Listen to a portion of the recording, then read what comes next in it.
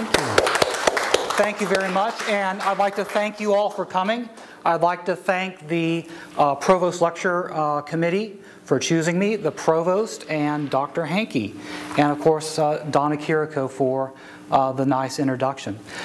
The talk that I'm going to be talking about today is about the Big Lebowski, pop culture, politics, and the Trickster.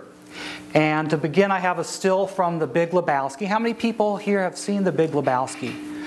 Okay, that's a little bit more than I expected. So if I seem to be, talking more about the movie, you'll just have to, wait a little bit and wait for everyone to catch up. But this is a scene towards the end of the movie where the main character is having a dream, and he dreams that Saddam Hussein gives him bowling shoes made of silver and gold. So we'll be getting back to that in a little bit. Now, let's see if I can work this. No. So first off, I think I should address what the Big Lebowski is. And since it was a movie, what's going on here?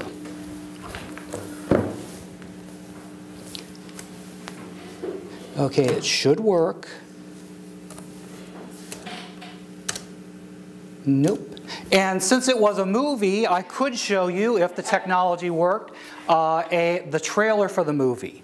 So since the technology is going to let me down, which I kind of expected, and I'll get to that in a little bit also, I'll just have to tell you a little bit about it.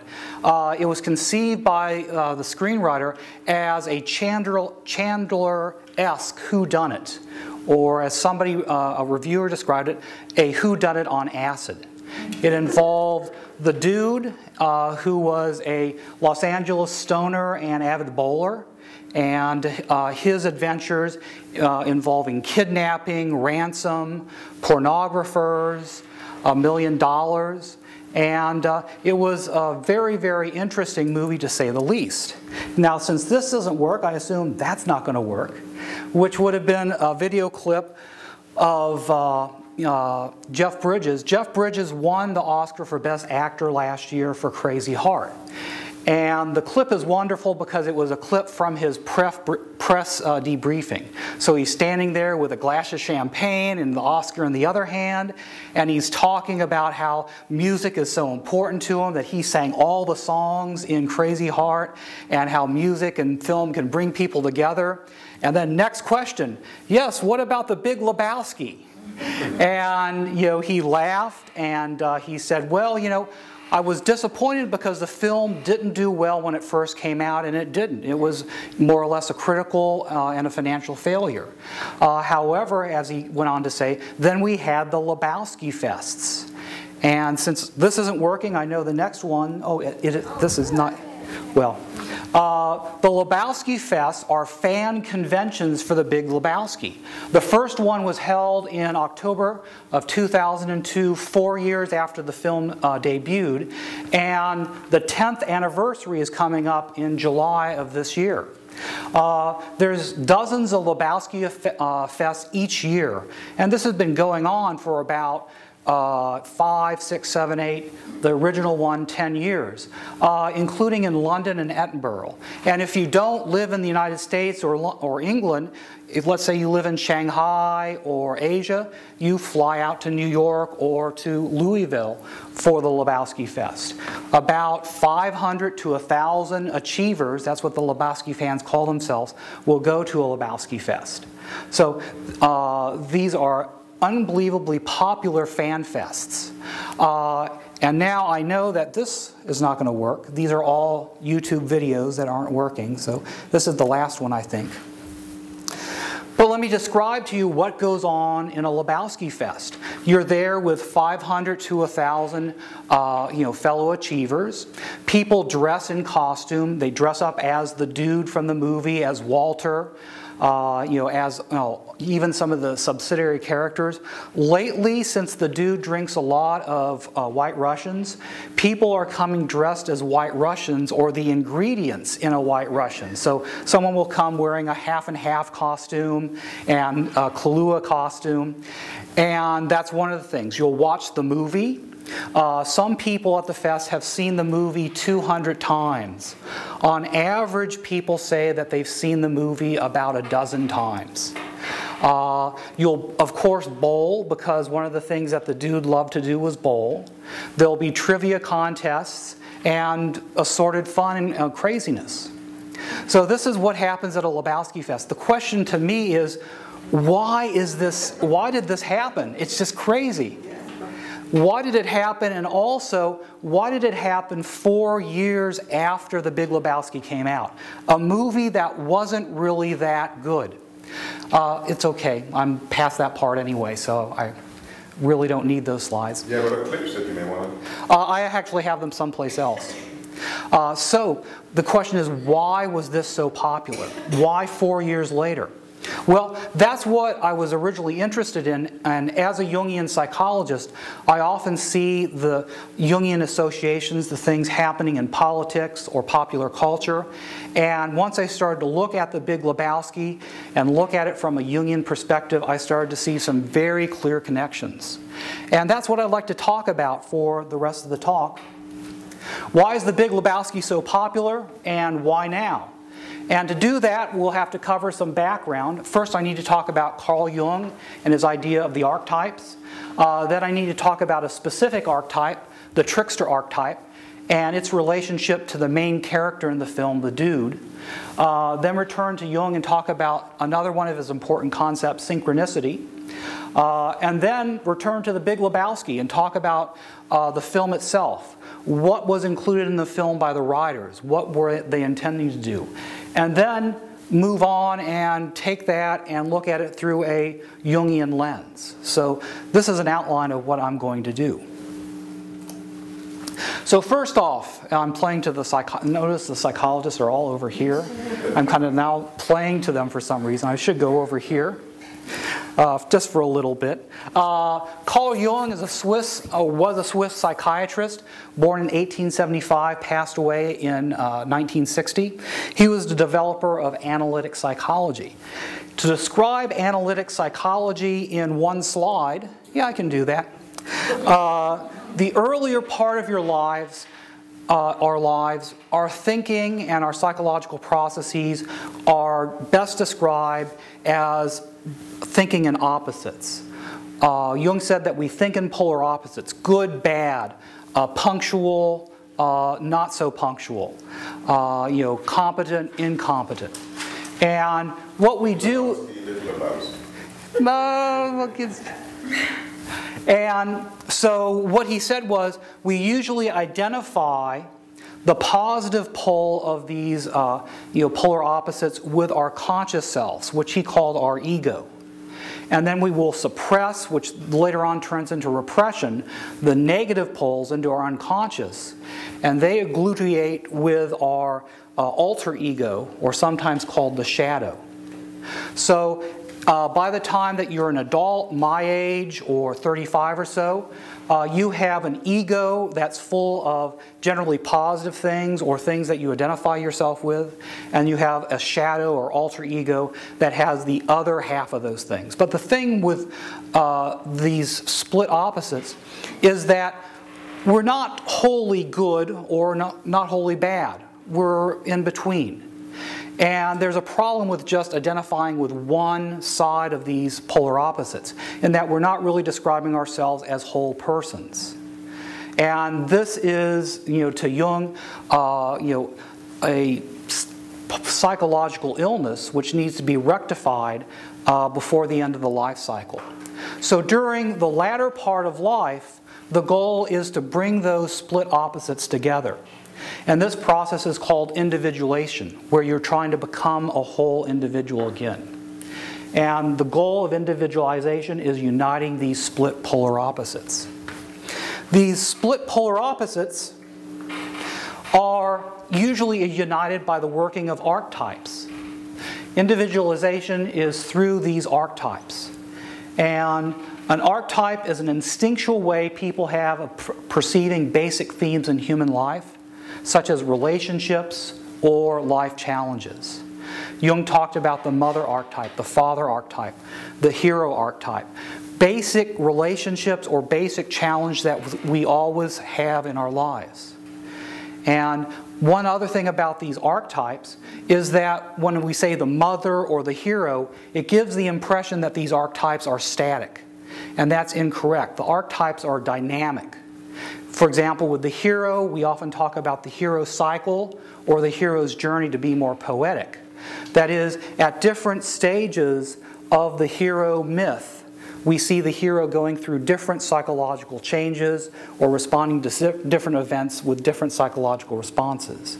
So whenever we talk about an archetype, such as the hero or the trickster, we're not talking about a static picture. We're talking about a psychologically developing and maturing thing. Jung developed the idea of the archetypes when he first noticed that there were these similar motifs in different cultures' myths. So in every culture, there's some type of myth about a hero. In every culture, there's myths about the types of parents we could have, the good parent, the bad parent. And not only that, but what really caused Jung to realize, and I'm playing to the psychologist again, what really caused Jung to realize that this was something that wasn't part of our own psyche, each individual person's psyche, is that some of his patients, especially patients in a psychiatric hospital, would talk about things that would touch on these motifs. People who could not have known anything about cross-cultural mythology. And so he realized that not only are these archetypes in our culture or in our cultures, but they're also in ourselves as part of our collective unconscious, as he called it. So these are the archetypes. And just to review, archetypes are key. They are the things that allow us to individualize, to bring together those split opposites. One such archetype is the trickster.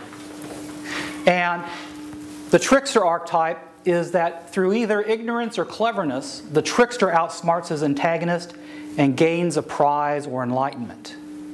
And oftentimes people really belabor describing archetypes when you really don't need to do that, because archetypes are all around us. We know what they are already. Archetypes are inside of us. So I really don't have to give you a laundry list of what the trickster is. I just need to actually point to things in our culture that are the trickster. The first thing I can point to is Briar Rabbit. This is a classic trickster in this mythology, in Southern mythology. That is, through his own cleverness and also through the avarice of his protagonist, he was able to overcome his problem. However, I can just point to our pop culture, and we can see other examples of the trickster. Here we have Bugs Bunny, which some mythologists say is based on Briar Rabbit. I'd say that he's based on Briar Rabbit and Groucho Marx. If you think about it, it's really true. And all that Bugs is about is the trickster. That is, either through his own cleverness or the avarice of Elmer Fudd, he always prevails over Elmer Fudd. And I really don't need to go more. If you want to think about what the trickster is, think about Bugs Bunny. Or we could point to a lot of other things. Often the tricksters will have their own tricks turn on them. So a trickster oftentimes is trying to cleverly manipulate the situation, and they think that they've done it, and then whammo, the situation turns and now they're in trouble. Ralph Crandom, George Costanza, classic tricksters also, where they are always trying to manipulate things to get what they want. They think that they're clever, they think they're going to pull something over on everybody, and then bango, they find out that something happened and now they have been tricked. Other tricksters, Eric Cartman, and well, really, who is the trickster here? They're both of them. Both of them are tricksters, and they both got caught in their own tricks. And also, I just want to get back to a point though where I said that the trickster is a dynamic thing, the archetype is a dynamic thing.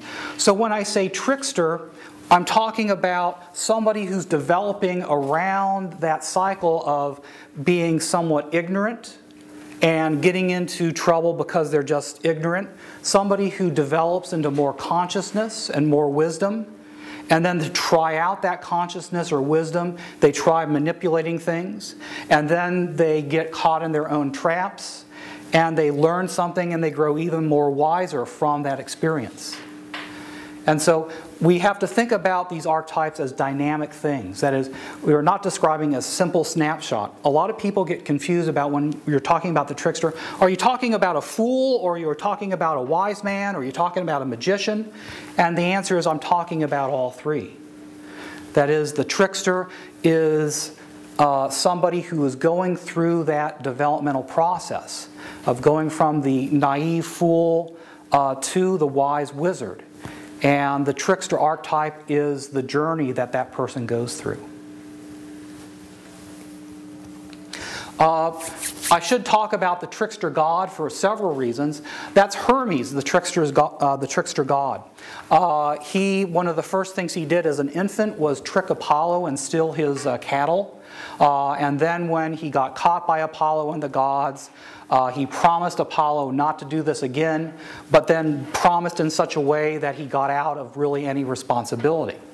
A couple things I would like you to notice.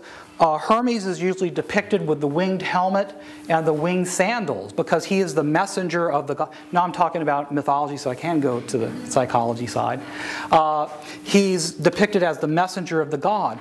And that's a very, very important characteristic of the trickster. The trickster is a boundary crosser. That is, he can cross between the Olympus and down to earth. He can go from heaven to earth. He can cross that boundary.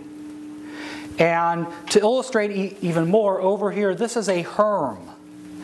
And these are boundary stones found in Greece. And they would be at the edge of towns or out in the country in the middle of nowhere between where one city's or one town's boundary ended and another town's boundary began. And it was a marker of the boundary. And these herms were named after Hermes, also illustrating the fact that Hermes is associated with boundaries.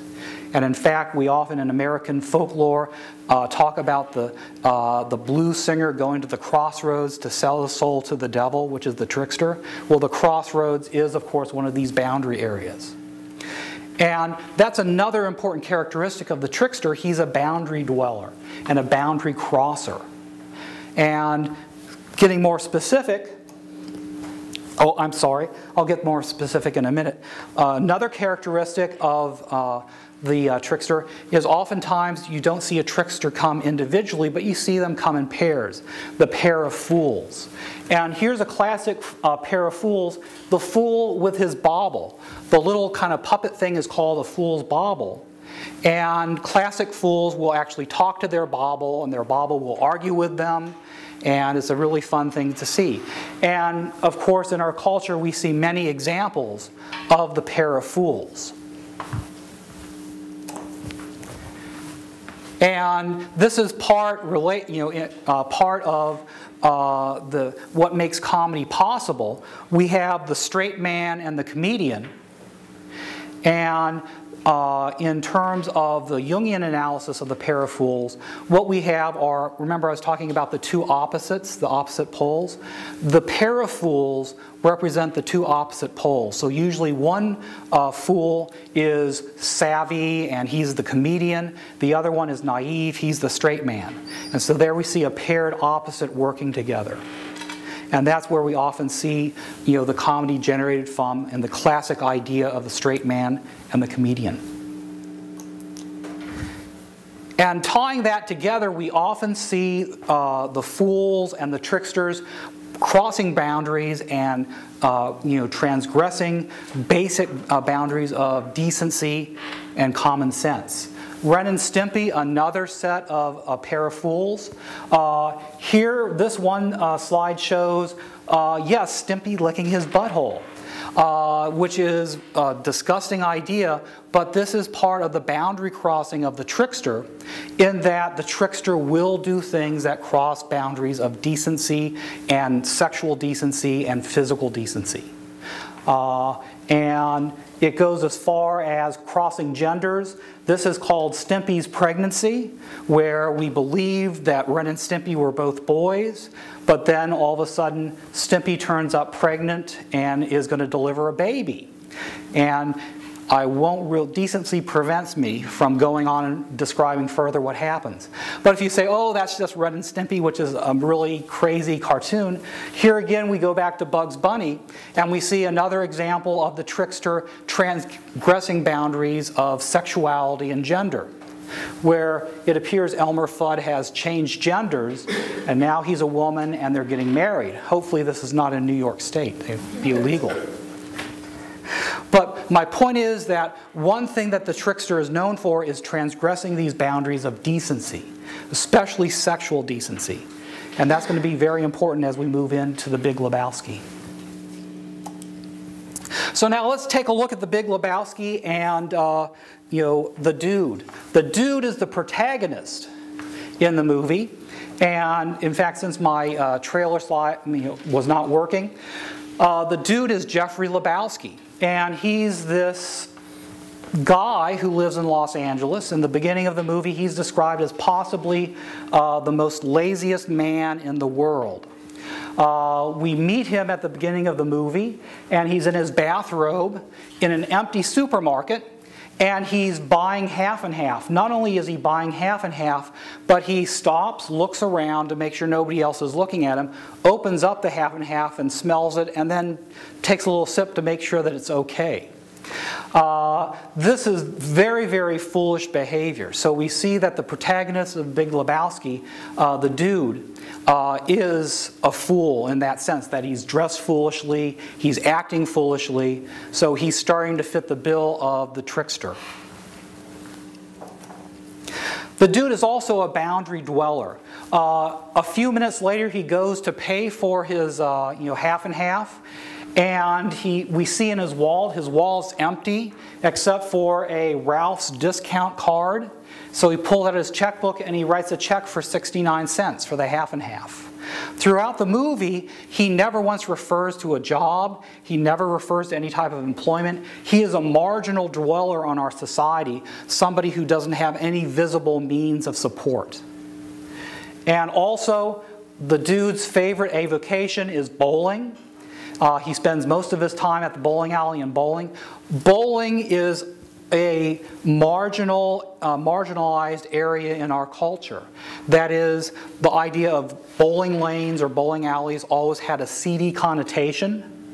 And also, bowlers are not the most physically fit and physically attractive people. And this is Los Angeles, the home of movie stars and plastic surgeons. So by placing the movie in a bowling alley with these overweight people, these unattractive people, these bald people, the writer-director of the movie, the Coen brothers, were telling us that this is on the margins of normal LA society. And now I'd like to introduce another character, Walter, which is the dude's friend and bowling buddy and bowling partner. And they represent, and they do a lot of things in the Big Lebowski together, and they represent the classic pair of fools. Remember I said that the pair of fools are, two opposites of the same concept? Well, I'm going to show you a clip now, and I know it will work, or at least I'm pretty sure it will work. I know it will work, and in the clip, I want you to watch the way that the two opposites play off of each other. The dude, somebody who's more mellow, sedate, easygoing, and Walter, who's the complete polar opposite.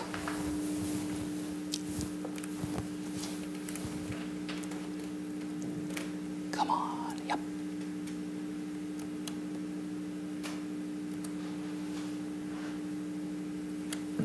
I'm sorry, Smokey, you were over the line with the foul. Bullshit, market 8, dude. Excuse me. Market 0, thanks, Frank. Bullshit, Walter. Market 8, dude.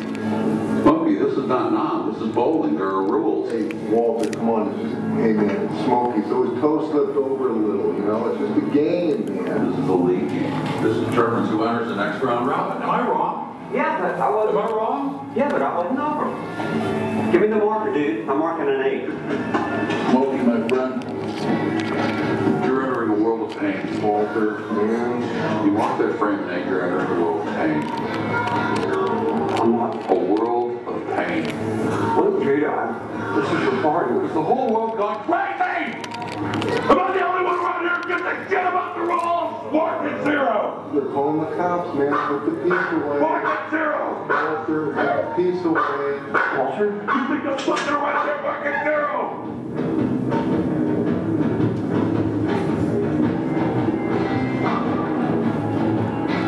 All right, it's fucking 0. You happy, crazy fuck? League game mode. You can't do that, man. These guys, you know, they're like me, they're pacifists. Smoking was a conscientious objective. You know, dude, I myself dabbled in pacifism at one point. Not nominal. Oh, no. He's got emotional problems, man. You mean beyond pacifism? He's fragile. He's very fragile. I did not know that.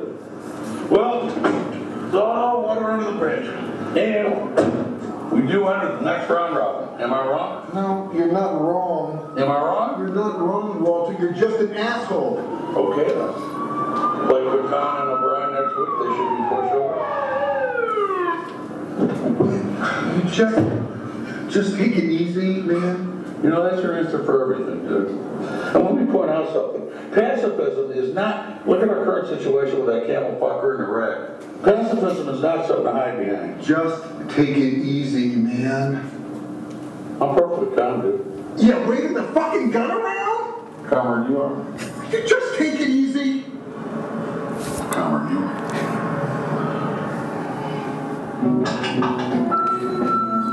Dude. And we see the rug, which is an important part of the movie. So, in that clip, we saw the comedy created by the two opposites playing off of each other. Walter and the dude are, the two main protagonists of the movie. They move the plot along, and in that we see the classic pair of fools. The two opposites, where the comedy is created by the two opposites, dealing with each other. Oh, I don't want to even do that. In our next clip I'm going to show you, I want to illustrate the whole issue of how the trickster crosses boundaries and how it's seen in the Big Lebowski. Remember I told you the Big Lebowski was kind of like a Chandler, Raymond Chandler type whodunit, but kind of weird. Well, in the next scene, notice how the scene begins as a perfectly stereotypic scene from a detective movie, and how, because of Walter's inability to control his emotions, it takes a turn into something else. And that's another characteristic of the trickster. The trickster often is thwarted in his own goals by his inability to control his own emotions or his own desires. And so I want you to keep an eye on that. Also, keep an eye on the issue of transgressing boundaries, and especially in terms of the language that's used and how often it's used. No, I don't want that page. I want this page. Give the impression that we were police exactly. We're hoping it won't be necessary to call the police. But that's up to little Larry here. Isn't it, Larry?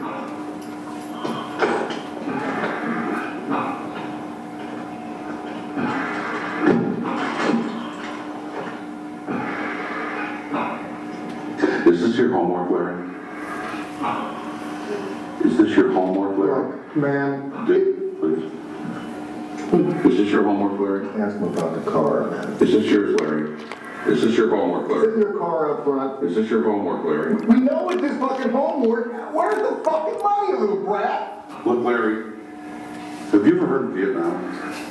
You're entering the world of pain, son. We know that this is your homework. We know that you stole a car. And the fucking money. And the fucking money. And we know that this is your Why homework. cut your dick off, Larry? You're killing your father, Larry. All right, this is pointless. Okay, time for plan B. You might want to watch out that front window, Larry. Son, this is what happens when you fuck a stranger in the ass! Language travel here. Little prick stonewalling me. Walter!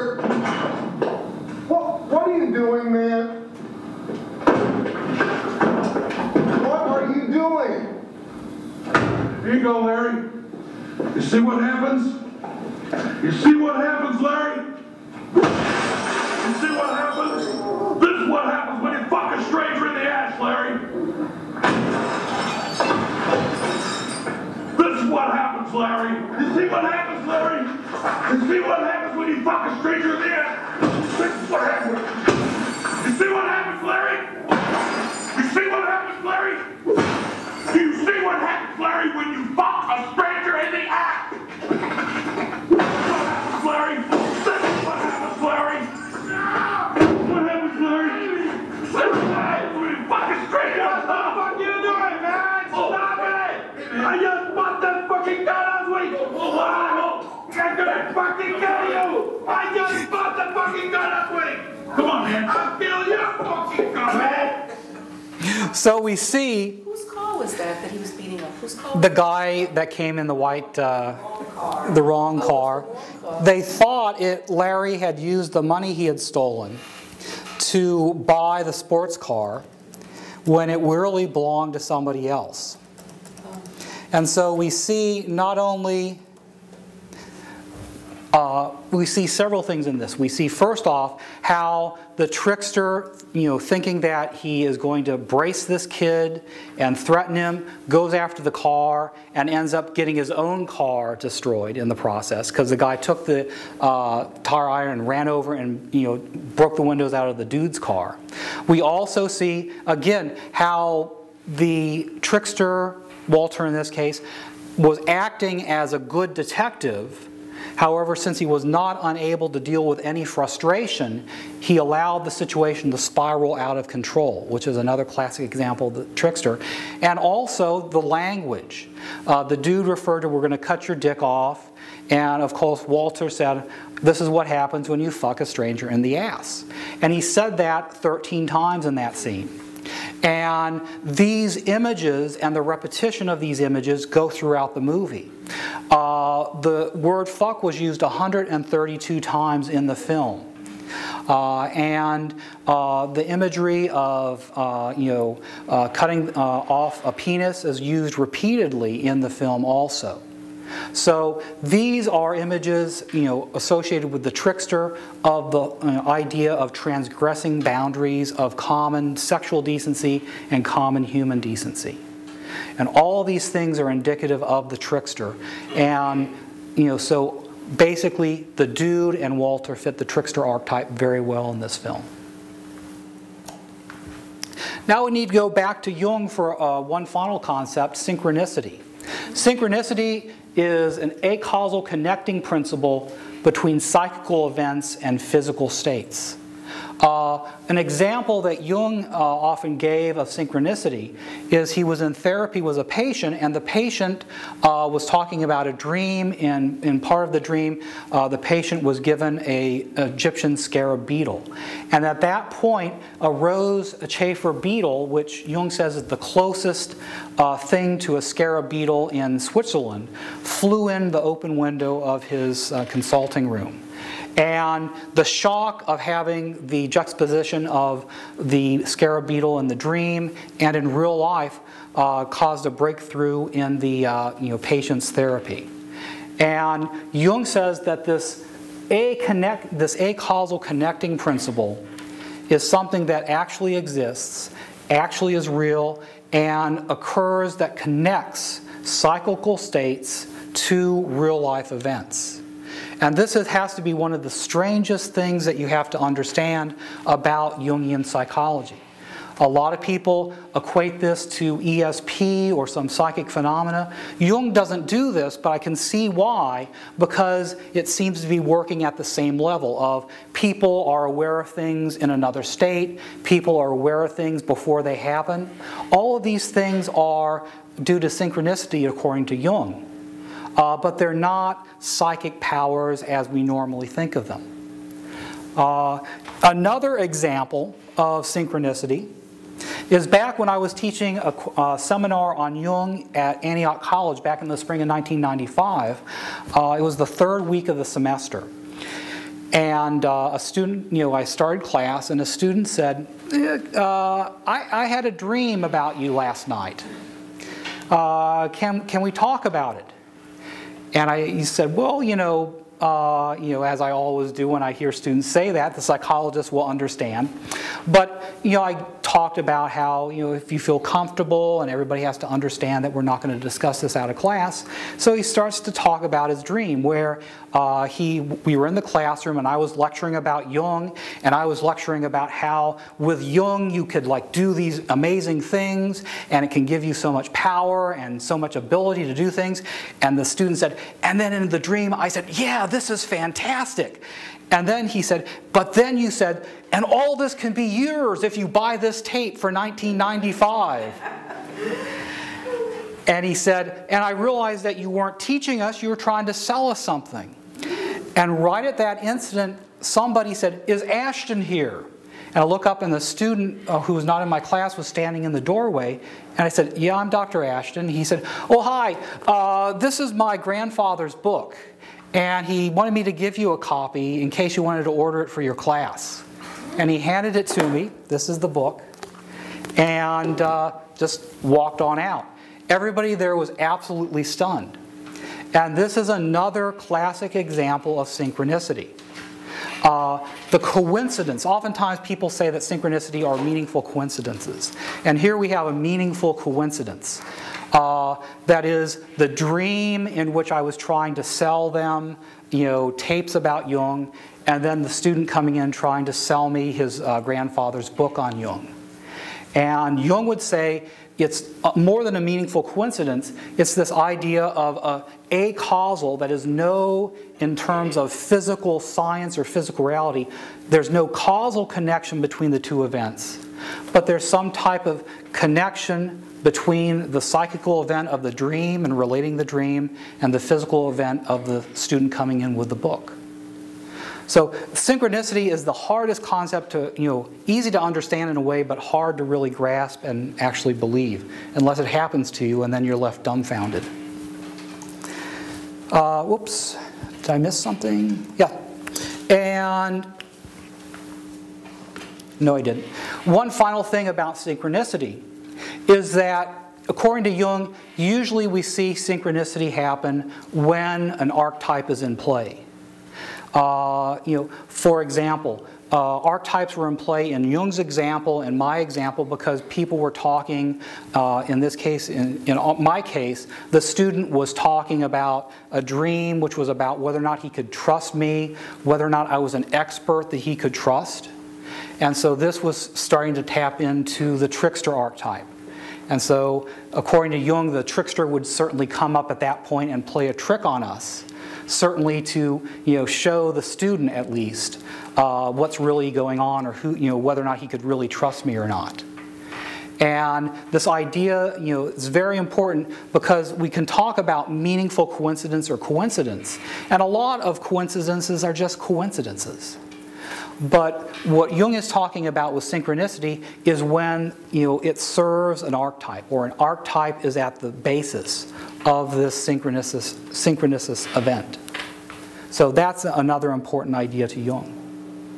So now let's go back to the Big Lebowski. Comer, in his analysis of the Big Lebowski, and in fact, I'm not the only academic studying the Big Lebowski.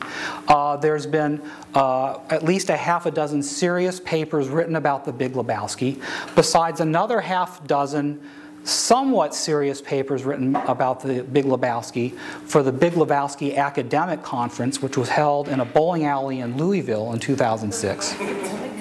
But Comer was one of the more serious academics writing on the Big Lebowski. And Comer makes the case that the Big Lebowski, the film itself, was intended to be about the Gulf War. And he makes a very good case, and I'd like to describe his thinking in just a minute or so. First off, at the very beginning of the film, the narrator who's introducing the dude to us, the narrator says, the dude is a man for his time and place, and the time and place was during our conflict with Saddam and those Iraqis.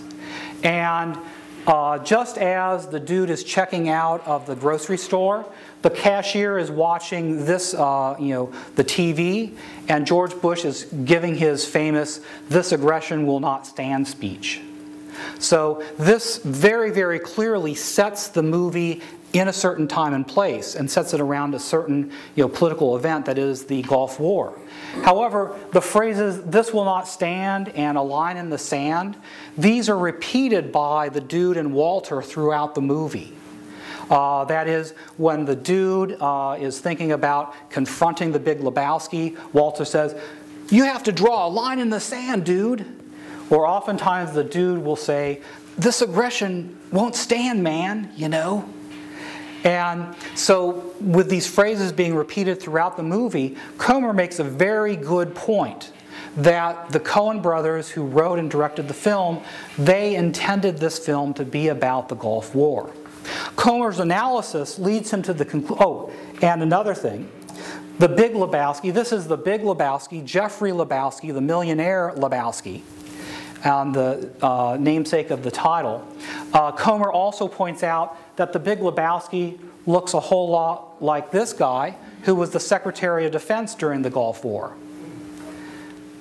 And with these things, Comer concludes that the Big Lebowski is a working through of the violence of the Gulf War. And if you think back to Walter in the two clips I showed you, and the violence that we see coming from Walter, that's what Comer is talking about, how that issue of violence and how it's being dealt with in the film is a symbolic way of working through the violence of the Gulf War. I like a lot of Comer's arguments, but I think he didn't go far enough. I think it's not just a working through of the violence of the Gulf War, but a protest to the war.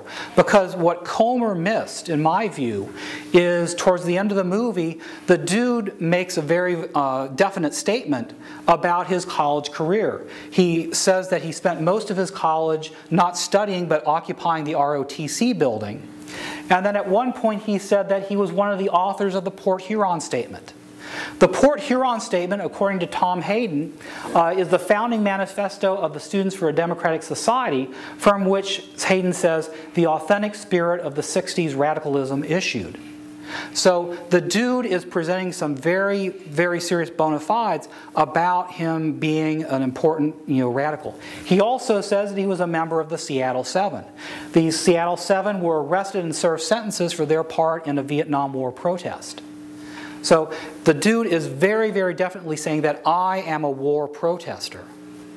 And so in addition to what Comer was saying, I say that not only was it about the Gulf War or about the violence in the Gulf War, but it was about a type of protest to that violence in the Gulf War.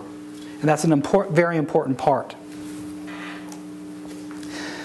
So now let's talk a little bit more about the movie. The Coen brothers focused the film on the Gulf War. The Gulf War is a war about borders. The Gulf War, which began in August of 1990, was about Saddam Hussein's army crossing the borders over into Kuwait. And if you remember, Hussein said that the purpose of the war was he was basically annexing back territory that was misidentified by the current borders.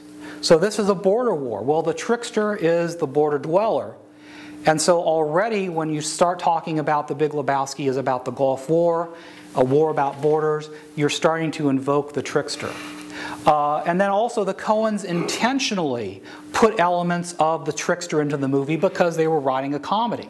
That's natural. But when you write a comedy, you have to include the trickster. So essentially, the Coens were making an open invitation to the trickster to come on in and play with us. Now, this gets back to archetypes, and this gets back to synchronicity, because was I surprised that the equipment was not here today? No. Was I surprised that some of my slides wouldn't work? No, because I'm giving a talk about the trickster, and I know that one thing that the trickster would love to do is come in and play a trick on me, because as the provost said, this is a very distinguished lecture, it's a very important lecture. I've gone through a selection process. This really does puff up my ego. And it makes me feel like an expert and an important person. And the one thing the trickster loves to do is take people who feel like that and cut them down a couple notches. So I was trying to fight the trickster today. I left especially early, checked to make sure the trains were working. I had things backed up on 2 different media sources. Those slides that didn't work, something happened. I'm pretty sure that something happened in terms of like, PowerPoint is blocking, certain things from the internet. That's why that didn't work. Because I thought, oh, the internet can't be down. YouTube can't be down. But yes, indeed, it was. So I knew perfectly well that things like this were going to happen because I was just tempting the trickster to do something. And in fact, I'm really glad that I'm here, healthy right now. I think that's a success. So the Coens in The Big Lebowski really invited the trickster to come into their movie and play around. Well, when you do that, you really don't know what's going on. And now we get back to synchronicity and The Big Lebowski. I want to ask the question, which war is The Big Lebowski about? The Gulf War, which was 1990 to 1991, was undertaken in direct response to Iraq's invasion of Kuwait. And the war was generally positive. We literally had a coalition of the willing to work with us. And also the war was sanctioned by the UN. The Iraq War, which began in 2003 and is continuing on currently, well, that was a different type of war. According to the Downing Street memo, which was produced by British intelligence in the summer of 2002, Bush wanted to remove Saddam through military action justified by the conjunction of terrorism and weapons of mass destruction. But the intelligence and facts were being fixed around the policy. That is, the memo says that Bush had a policy, he wanted to invade, he wanted to use a relationship to terrorism, he wanted to use weapons of mass destruction as the justification for the war, and the facts of these justifications were being created at the time. And in fact, there were no weapons of mass destruction, there was no relationship seen between Hussein's regime and Al-Qaeda. So essentially the Iraq War was run by deceivers. It was based on a deception run by deceivers. What does that have to do with The Big Lebowski? The Big Lebowski is all about deceivers. And here's a list of the major deceivers in The Big Lebowski. The Big Lebowski himself, the millionaire, he wasn't a millionaire. He was lying about that and making people believe falsely that he was a millionaire. And he lied to the dude, used the dude, so that he himself could keep the ransom. Bunny Lebowski, the Big Lebowski's wife, that was a fake name. She was hiding her porn history from her husband, log jamming, if you know the film. The kidnappers faked the kidnapping. They didn't really have Bunny. They actually faked a toe that they amputated from Bunny. Maud Lebowski tricked the dude into conceiving a child with her. So throughout the film, we see deceiver after deceiver after deceiver. So therefore, when we talk about which war The Big Lebowski is, symbolically about, we're talking not about the Gulf War, but about the Iraq War. Of course, there's only one problem with it. The Big Lebowski was produced in 1998, and the Iraq War began in 2003. But this can happen when we're talking about synchronicity. The Big Lebowski is about deception. The Iraq War was built on deception. The Big Lebowski was about the Iraq War via synchronicity. That is, the Coen brothers wrote a screenplay in 1994, by the way, which was only produced 4 years later. that really was going to have relevance to a war that was 9 years in the future. And again, that's one of these weird actions of synchronicity, where a cyclical event, the screenplay, is related acausally to something that's going to happen 9 years later. If you want more synchronicity, the same weekend that President Bush signed the Iraq War resolution into law, the first Lebowski Fest was held. And again, here we have a meaningful coincidence, thanks to the Trickster.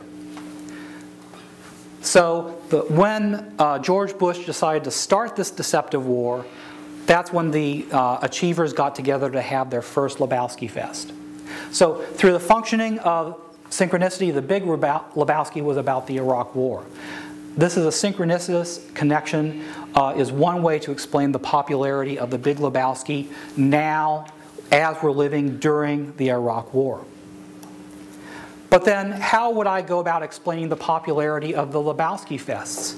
Well, this is the scene from the, this is a still from the last scene of the movie, where the narrator is talking to the dude, and they're talking about what happened and kind of recapping the movie.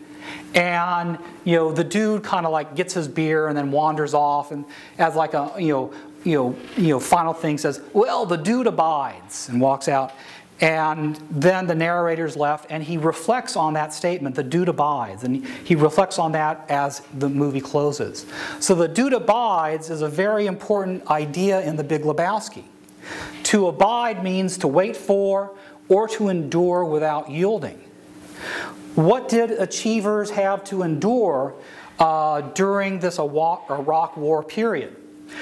Well, here we see from the ACLU, Freedom Under Fire, that's the title of a report they published in 2003, Dissent in a Post-9/11 America.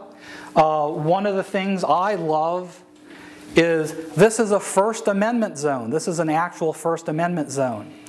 That is, during the Bush administration, of course, we have the First Amendment rights to free speech. So if the president was giving a speech, we have the First Amendment rights to go and demonstrate at the speech. Yes, we do. And so the Bush administration made these First Amendment zones, which were usually 1 or 2 blocks away from the president. And as you can see, they were a fenced-in little pen. And so if you wanted to protest the president, you could go 2 or 3 blocks away and have cops watch you as you stand in this pen with your signs in protest. This, of course, is just one example of the real travesty and the real chilling effect that we had in our country during the Bush presidency in terms of dissent. And I could go on with other examples. I think of Bill Maher and Politically Incorrect. Bill Maher said something about the heroicism of the Al-Qaeda suicide bombers, suicide pilots. Just nothing, he said basically, it takes a lot of courage to fly a plane into a building. And that caused problems with his network and with his sponsors, which in the end caused his show's cancellation. When President Bush's press secretary, Ari Fleischer, was asked about that, Ari Fleischer said, "Well, this is a different time and people need to watch what they say and watch what they do." So this is another indication of what the environment was like, the political environment. It was not a time where you could safely speak up and speak up your dissent towards the war or towards the president. So putting this all together, I feel that the symbolic response to the deception of the Iraq War was the Lebowski Fests. The Lebowski Fests were Carnival. That is, it was a place where people were allowed to dress funny, allowed to act out, and allowed to do whatever they wanted. Part of the elements of Carnival is a social critique, where you can mock the powerful, where power is inverted. And my point is that the Carnival element of the Lebowski Fest, they allow the achievers to abide. That is, to endure the post-9/11 silence that they were under. And As an example of the Carnival aspect and the social critique of Carnival, here's a clip from the movie, The Big Lebowski, saying, "Are you employed, sir?" He said that to the dude. And here's a photo from one of the Lebowski fests where people are dressed as the Big Lebowski and his aide Brandt. And I found this on a Big Lebowski message board a couple days ago, a picture of Dick Cheney after coming out of surgery, and somebody captioned it, "Are you employed, sir?" Identifying the two together. So, I think about the issue of this symbolic abiding, and I think that in a way, it would be more powerful if I could conclude saying that the Lebowski Fest allowed or energized these people to do something positive politically. But then I think about what happened during 2003 up until 2008 in our country, and as it continues on, because Guantanamo Bay is still open, we're still in Iraq, we're still in Afghanistan, and now we're in Libya. I think that not much has changed, so I think that this is still going on because it's giving people a safe place to abide their interest in protesting the war without getting themselves in trouble. And finally, to wrap up, a couple of future directions. Mythologists say that Hermes, the trickster god, actually is also the god or the protector of business because he was one of the first businessmen. And they say that because he was one of the first people to exchange things, that is when he stole Apollo's cattle. And I often think it's very interesting that mythologically the first businessman was somebody who was a thief. And so I wanted to look at, from a mythological perspective, the idea of business ethics and what it says about business ethics. And so these are some of the future directions I'm thinking about. And I'd like to acknowledge a couple people. Bill Spinks is the editor of Trickster's Way, which published my paper, and I appreciate his help. And Barbara Ashton, my wife, was the co-author on the paper. We've often worked together on mythological things, and we worked together on this paper too. We got to watch The Big Lebowski several times together. So. And other than that, I have one final slide which references I know they're not going to work. So thank you very much.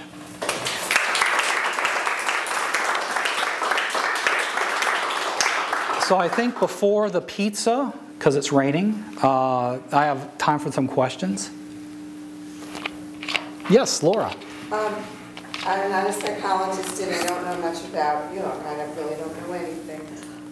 In the archetypes that Jung has described, does he have like a defined list of them, or it's open and you can kind of point to various models that we think would be appropriate? He never came up with an exhaustive list because that would be exhaustive. Yeah. But he did identify what he felt were the major archetypes, because these were things that we would see across different cultures, and these would be things that turn up in people's dreams or in people's therapies. Could you give a few more examples, like you said, the mother, the father, hero, the trickster, maybe just a few others? Actually, I got a lot of them. The thief, the jealous mother. Hera is an example of the jealous mother. The hunter, the huntress. All of these would be examples of the archetypes.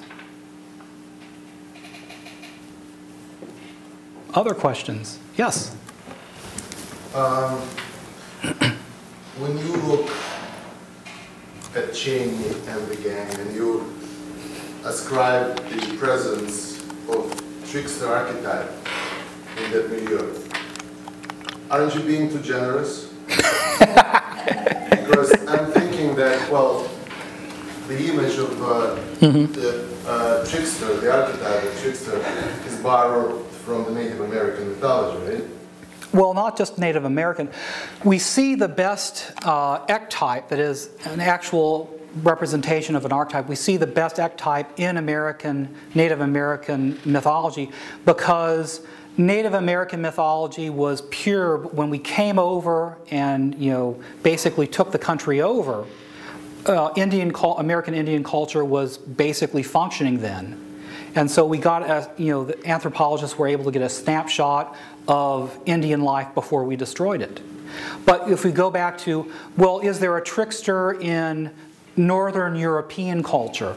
Well, yeah, but it's kind of hard to find because Northern Europeans were documenting these archetypes and changing them as their culture evolved.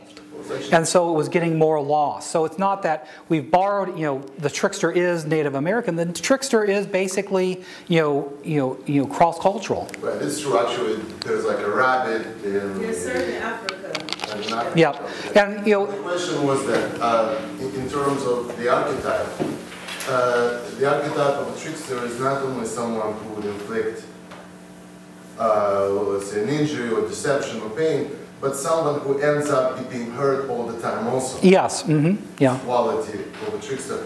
And that somehow does not seem to apply to that group. And I was thinking maybe, like Laura was asking, is there another archetype that may be at work? Because it's a danger of ascribing a wrong archetype and then seeing it in a different way. I would... It seems to be something more tragic that maybe... I would generally say yes, because, they're still around. One archetype of the trickster is Satan or the devil. And the devil is still around, but none of us think that he's won. Or, if you believe in the devil. That is, he's still down, leading hell, but he certainly hasn't won over God. So we could look at Cheney and Bush and say the same thing. History is not going to judge them well. It's already not judging them well. And now they're retired, and we see pictures of George Bush taking the garbage out while Laura watches him, because she can't trust him to take the garbage out by himself. And I don't see that as being winners when, as a president, when you step down after 2 terms, people don't really see that you have any positive legacy, and they recognize that you got us into a deceptive war. Other? Yes. In the mythology, the trickster survives, yes? Yes. And sometimes the trickster survives in a way that integrates them into a community to do the same thing later. Yeah. That's what, so that's all the piece. Because by surviving, you can carry out another trick. Yeah. They're for the perpetuity. Well, and of course... You're saying that President Obama is an incarnation of Bush. I don't know. Yeah, I wouldn't go that far. But Cheney and Halliburton are still... Yeah, and they're still around playing tricks.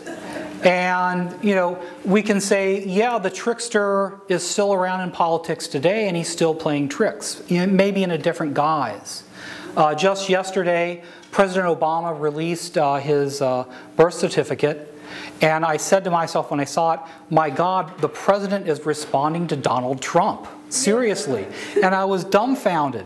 And that to me seems like the biggest trick of them all, that here's Donald Trump coming out saying that he wants to be president, and now President Obama starts to treat him as a legitimate rival.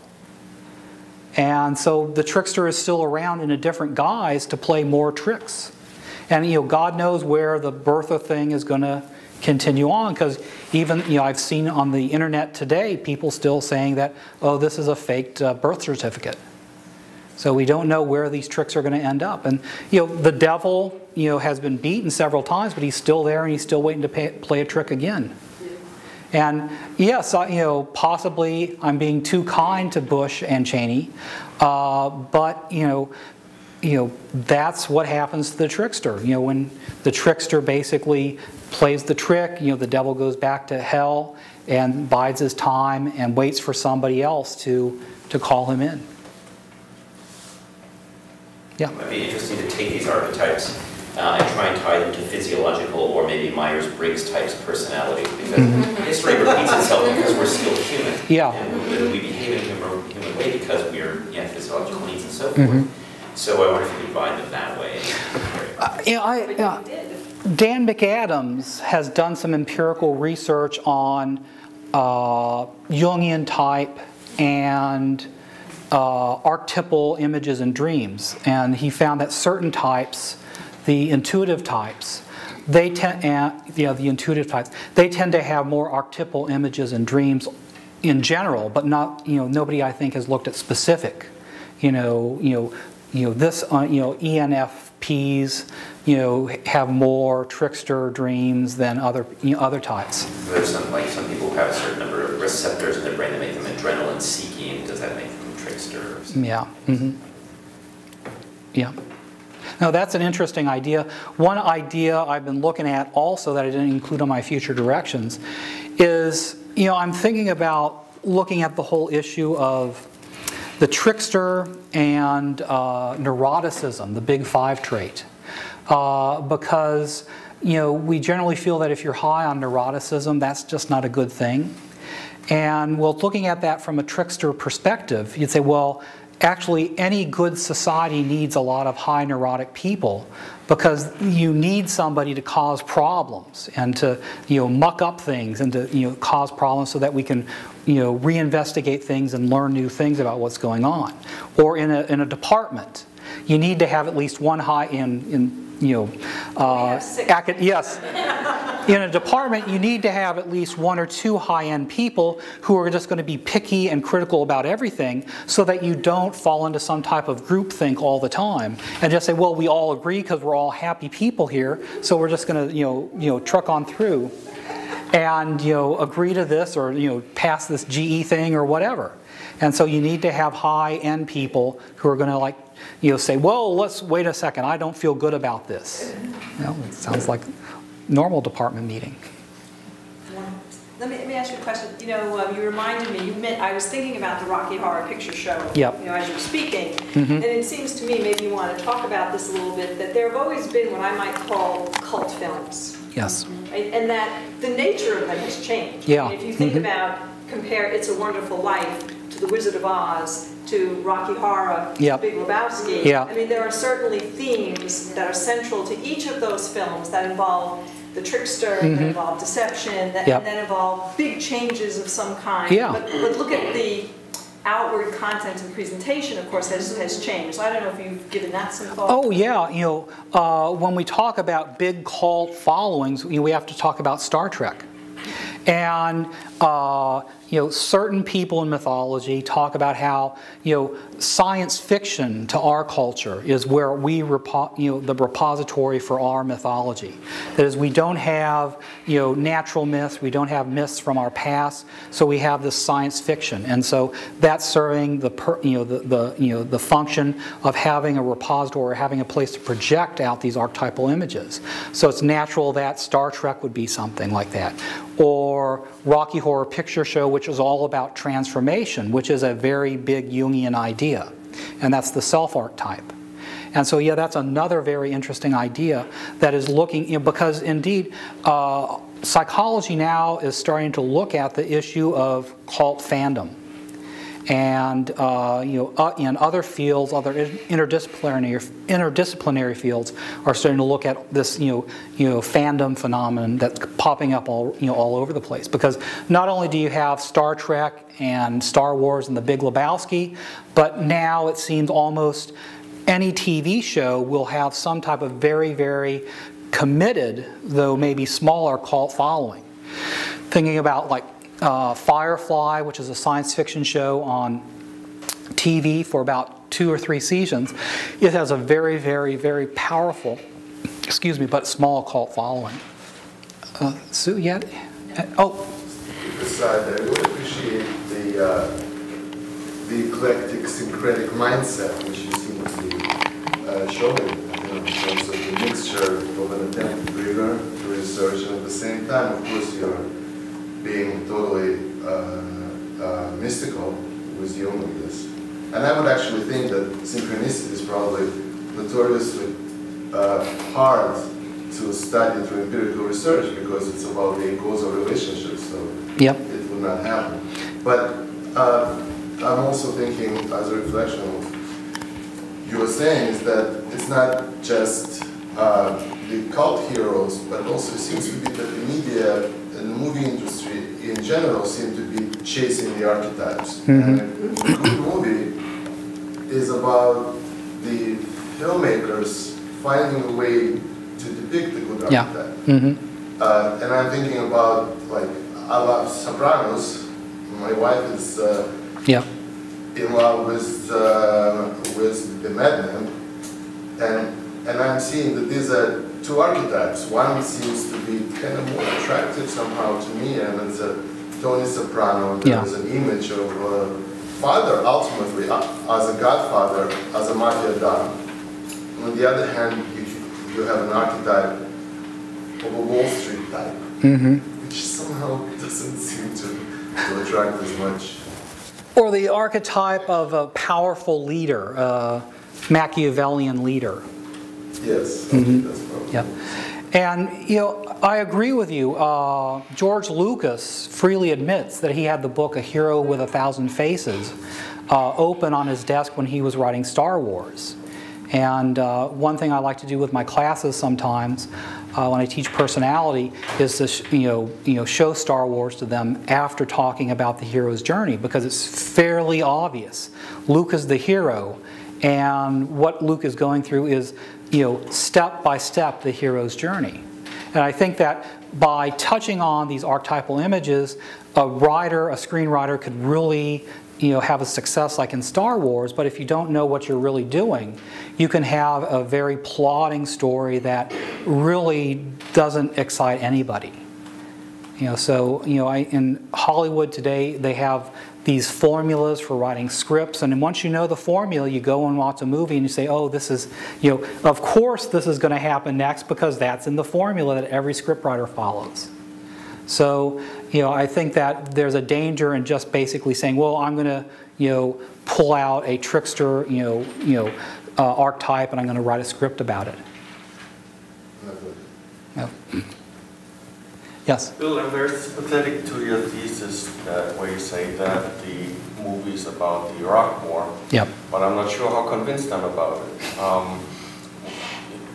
I think, for example, about the Second World War. Started with a lie, ended with a lie. Nazis claiming that Poland attacked them first and they're shooting back. Truman saying that Hiroshima and Nagasaki are military installations.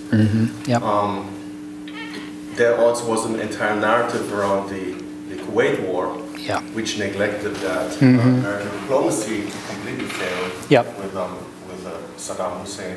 Actually built him up to what he became. And that fell completely on the table after he invaded Kuwait and became the bad guy in the region. So it's, I think, tempting to say, yes, it's about the Iraq War because it's sort of the same area. It involves Saddam in both instances. But isn't it perhaps about war in general? It could be. It could be about war in general. But I always like to go back to that coincidence of the first Lebowski Fest was the same week that Bush signed the Iraq War resolution into law. That when I first read that, I said, oh, you got to be kidding. Because that's really, the evidence, if there is such a thing, of synchronicity, where you see those amazing coincidences that you just couldn't believe that really they could really happen. So from a psychological standpoint, I'm still saying that, yeah, I think there's the psychological evidence, the psychic evidence, to say that it's more about the Iraq War than the Gulf War.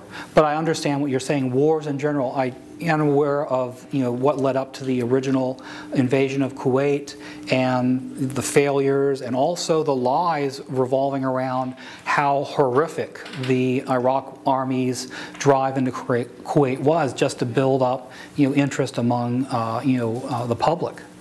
So possibly, yes, all wars could be said somehow related to the trickster, and that they're built on lies. But I tend to stick more to the mythological, archetypal idea that we really need to look for the synchronicity, and also we need to look at what really characterizes the war.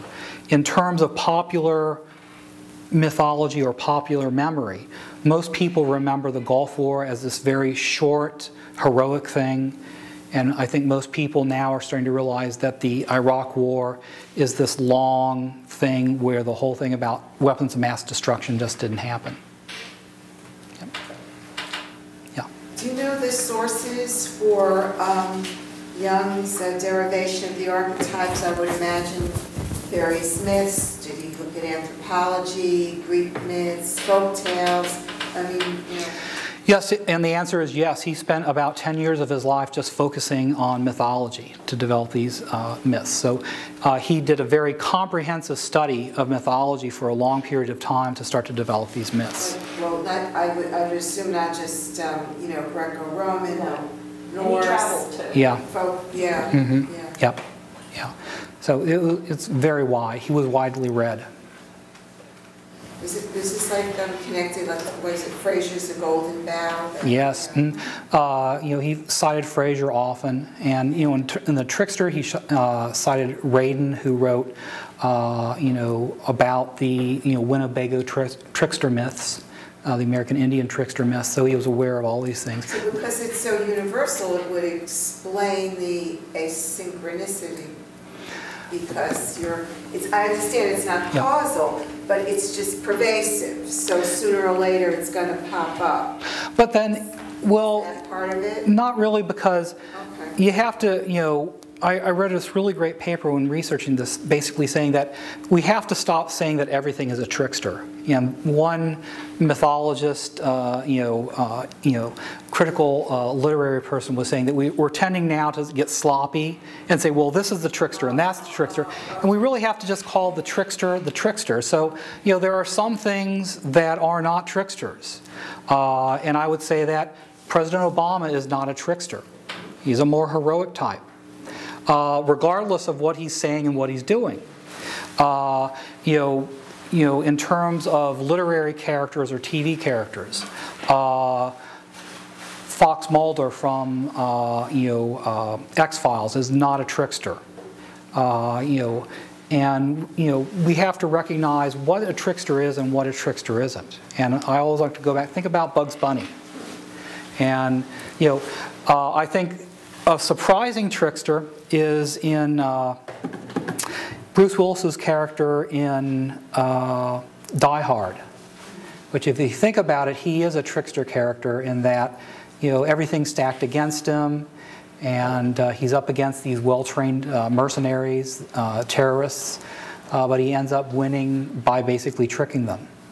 So I think that we have to really recognize where the tricksters are and where they aren't. And I have advisement coming up soon, so I think that'll be it for the formal questions. Again, thank you very much.